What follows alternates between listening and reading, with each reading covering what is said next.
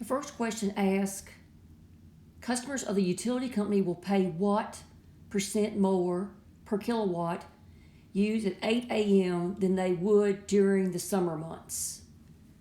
Okay, so look at 8 a.m. here, and they're obviously paying more for non-summer, and we're going to compare that to summer.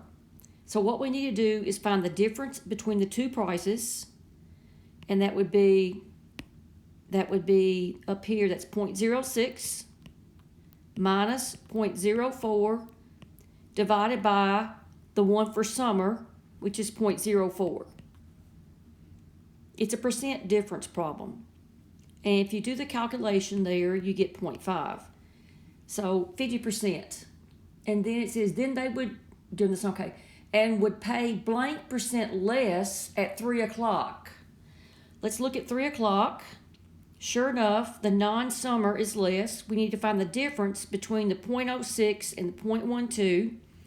So 0.12 minus 0.06, and we want to divide by, we're comparing this to summer, and the summer is the blue, so you would be dividing by 0.12.